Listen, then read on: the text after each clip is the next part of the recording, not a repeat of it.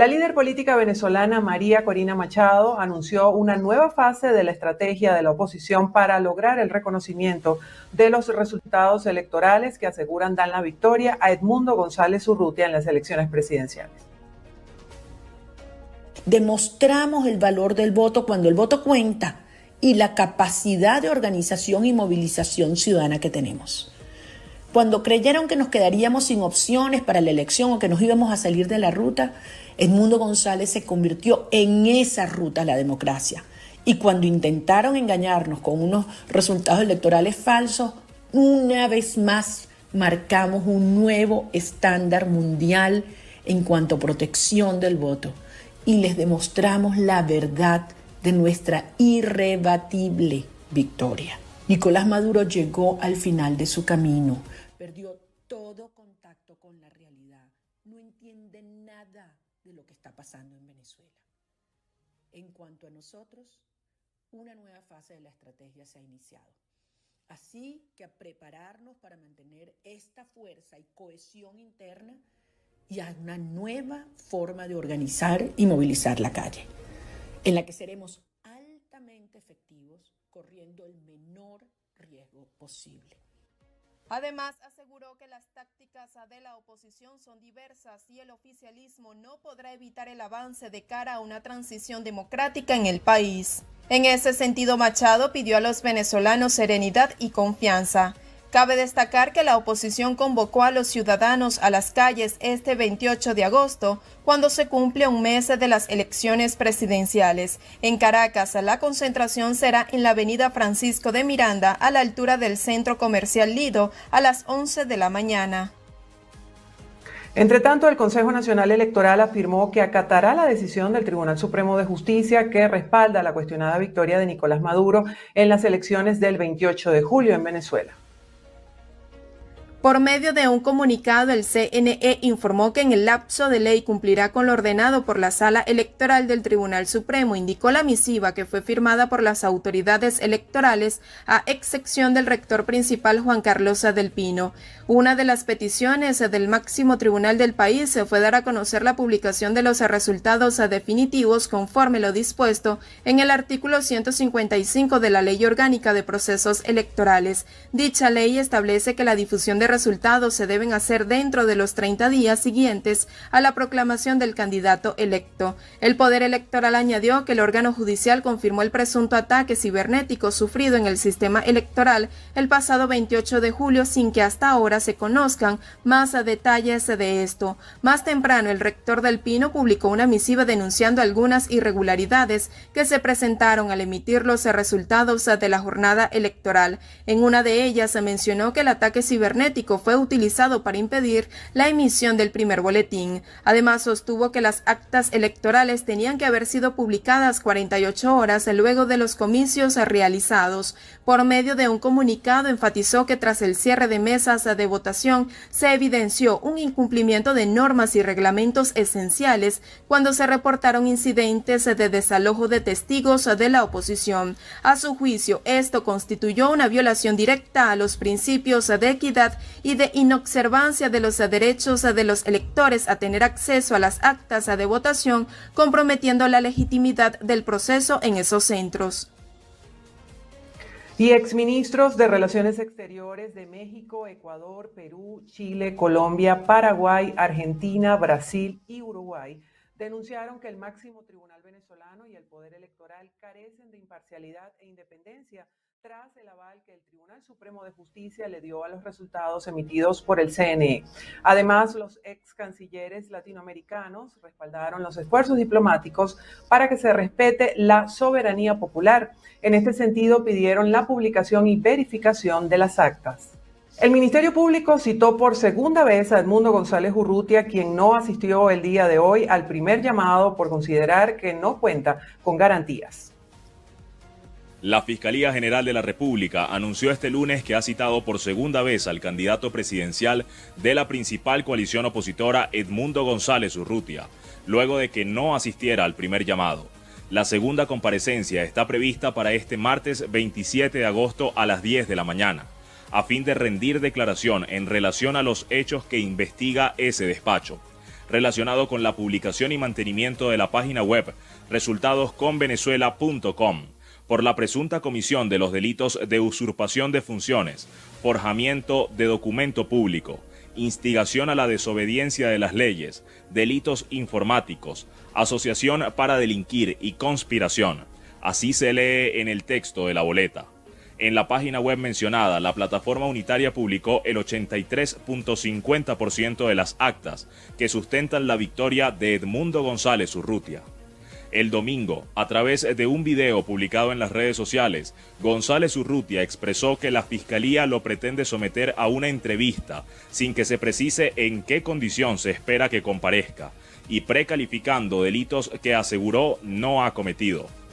En su mensaje, el ex embajador instó a Maduro a que haya una verificación internacional, independiente y confiable de las actas, alegando que no puede ser sustituida por una sentencia dictada al margen de la Constitución, en referencia al fallo del Tribunal Supremo de Justicia, que convalidó la reelección de Maduro. Por su parte, el secretario general de la Organización de Estados Americanos, Luis Almagro, repudió y condenó la citación del Ministerio Público a Edmundo González Urrutia. En este sentido, afirmó que la actuación del fiscal general Tarek William Saab y del sistema judicial sigue siendo instrumento en la represión y opresión política en Venezuela. En su cuenta de X, Almagro denunció que esta citación no ofrece garantías, por lo que a su juicio es propia de la actuación de la Fiscalía, caracterizada, según él, por la persecución política y la violación sistemática de los derechos humanos. Desde el Movimiento al Socialismo hicieron un llamado a la administración de Nicolás Maduro a detener las acciones judiciales como método para amedrentar a quienes aseguran tener justos reclamos en materia electoral.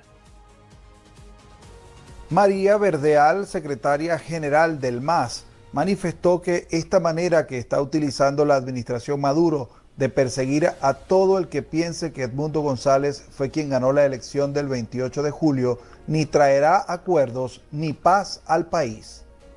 Nuevamente se acaba de librar una nueva boleta de citación con las mismas características, no voy a hacer señalamientos, idéntica, lo único que cambia es la fecha para el día de mañana a las 10 de la mañana para que comparezca en el piso 15 de la Fiscalía Edmundo González. Nosotros hacemos un llamado al Estado venezolano. No podemos seguir llevando de esta manera lo que es un conflicto político. Esta decisión no resuelve el conflicto político actual en el país.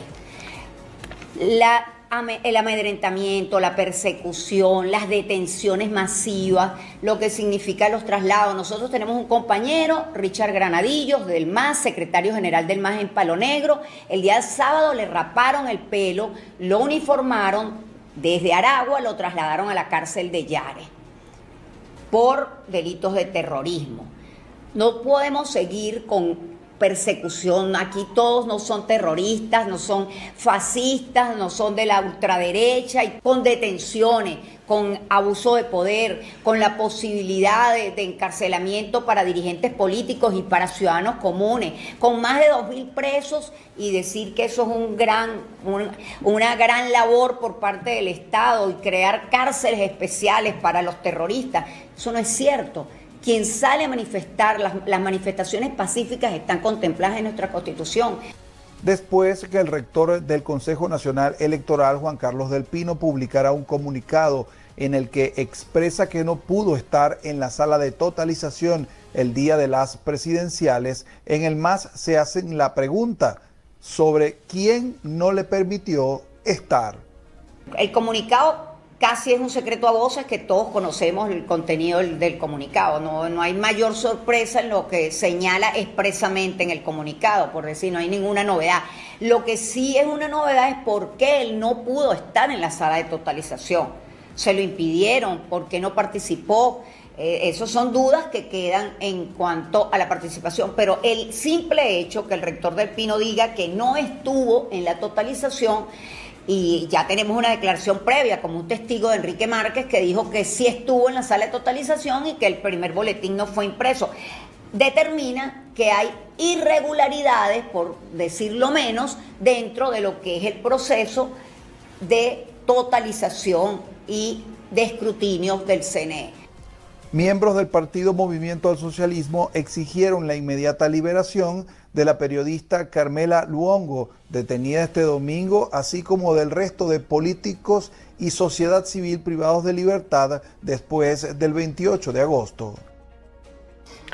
Y el Sindicato Nacional de Trabajadores de la Prensa informó que en horas del mediodía de este lunes fue excarcelada la periodista Carmela Longo tras haber sido detenida en su apartamento y allanado a la tarde de este domingo su vivienda en Caracas. La organización apuntó que Longo fue presentada en audiencia telemática en horas de la mañana e imputada por cargos de terrorismo e incitación al odio, razón por la cual se le dictaron medidas cautelares de prohibición de salida del país, régimen de presentación y prohibición de declarar y escribir sobre su caso.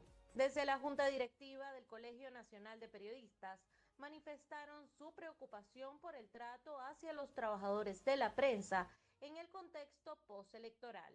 Con la más reciente detención el día de ayer de nuestra colega Carmela Longo, tenemos ya, luego del 28 de julio, tenemos 7 personas que han sido detenidas relacionadas con los medios de comunicación. 3 de los cuales son periodistas además agremiados. 4 en total periodistas y el resto son trabajadores de los medios, reporteros gráficos, camarógrafos. Y lo más grave aún es que están calificando a los periodistas y a los trabajadores de los medios como terroristas. El Colegio Nacional de Periodistas resaltó además el caso de Paul León, camarógrafo de BPI-TV detenido el pasado 30 de agosto y quien fue trasladado este domingo sin que sus familiares conozcan su nuevo centro de reclusión.